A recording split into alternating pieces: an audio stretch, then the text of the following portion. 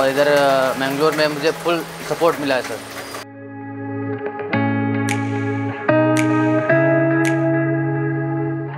ಅಲ್ಲ, ಒಂದು ಫ್ಯೂಚರ್ಗೆ ಅವನಿಗೆ ಬೇಕಿದ್ರೆ ಏನಾದರೂ ಗ್ರೋ ಆಗಲಿಕ್ಕೆ ನಮ್ಮ ಸೈಡಿಂದ ಏನಾದರೂ ಆಗಬೇಕಿದ್ರೆ ನಾವು 100% ಮಾಡ್ತೇವೆ. ಅದರಲ್ಲಿ ನಮಗೇನು.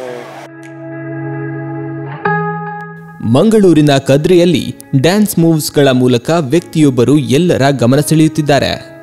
ದಿನವಿಡೀ ಸೆಕ್ಯೂರಿಟಿ ಗಾರ್ಡ್ ಕೆಲಸ, ಸಂಜೆ ಹೊತ್ತಿಗೆ ಗ್ರಾಹಕರ ಮನಗೆಲ್ಲುವ ಡ್ಯಾನ್ಸಿಂಗ್ ಸ್ಟಾರ್. ಕಲಿಕೆ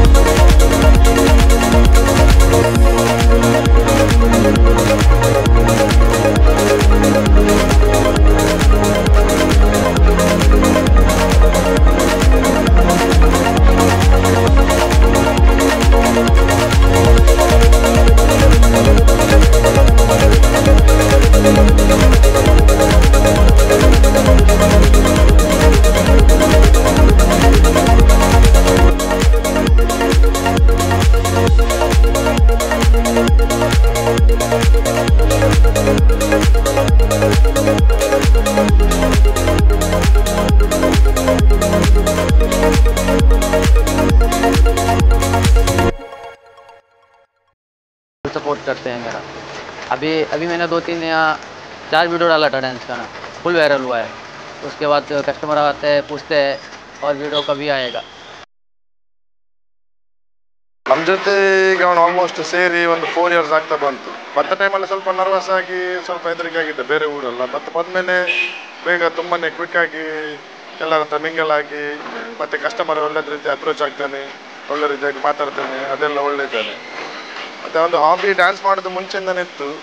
ನಾವು ಕೂಡ ನೋಡ್ತಾ ಇದ್ವಿ, ಅಪ್ರಿಷಿಯೇಟ್ ಮಾಡ್ತಾ ಇದ್ವಿ. ಮತ್ತು ಅದು ಸೋಷಿಯಲ್ ಮೀಡಿಯಾ ಬಂದಮೇಲೆ ಇಷ್ಟು ಒಂದು ಬೂಮ್ ಆಗ್ತದೆ ಅಂತ ನಮಗೆ ಕೂಡ ಅಷ್ಟು ಗೊತ್ತಿರಲಿಲ್ಲ. ಇದೀಗ ಒಂದು ಲಾಸ್ಟ್ ಒಂದು ವಿಡಿಯೋ ಅಪ್ಲೋಡ್ ಮಾಡಿದ ಮೇಲೆ ತುಂಬ ಜನ ಒಳ್ಳೆ ರೆಸ್ಪಾನ್ಸ್ ಮಾಡ್ತಿದ್ದಾರೆ, ಬಂದು ಎಲ್ಲ ಸಿಗ್ತಾ ಇರ್ತಾರೆ, ಮಾತಾಡ್ತಾ ಇದ್ದಾರೆ.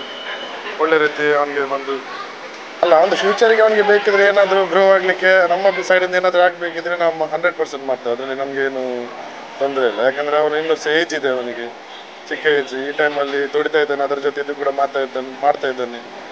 ನಮ್ಮ ಸಪೋರ್ಟ್ ನಾವು ಮಾಡಲೇಬೇಕಲ್ಲ.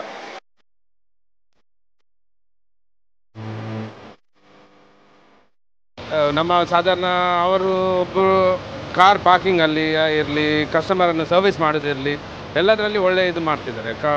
ಸ್ಪೆಸಿಫಿಕಲಿ ಕಸ್ಟಮರ್ಸನ್ನು ಒಳ್ಳೆ ಮಾಡಿ ಹಿಡಿದಿಡ್ತಾರೆ. ಮತ್ತು ತುಂಬ ಎನರ್ಜೆಟಿಕ್ ಆಗಿದ್ದಾರೆ. ಫ್ರೀ ಟೈಮಲ್ಲಿ ಅವನದೇನೋ ಒಂದು ಹಾಬೀಸ್ ಎಲ್ಲ ಮಾಡ್ತಾ ಇರ್ತಾನೆ. ಸೊ ಡ್ಯಾನ್ಸ್ ಮಾಡೋದಾ, ಅಲ್ಲ ಸ್ವಲ್ಪ ಏನೋ ಓದಿಕೊಳ್ಳೋದಾ, ಅದೆಲ್ಲ ಮಾಡ್ತಾ ಇರ್ತಾರೆ. ನಿತ್ಯ ಅಸಂಖ್ಯಾತ ಗ್ರಾಹಕರ ನಡುವೆ ಪ್ರೀತಿಯಿಂದ ವಿನಮ್ರವಾಗಿ ನಡೆದುಕೊಳ್ಳುವ ಅಂಕಿತ್ ಅವರ ನಗುಮೊಗ ಹಾಗೂ ಸ್ಟೆಪ್ಸ್ಗಳಿಂದ ಸೋಷಿಯಲ್ ಮೀಡಿಯಾದಲ್ಲಿ ವೈರಲ್ ಸ್ಟಾರ್ ಆಗಿದ್ದಾರೆ.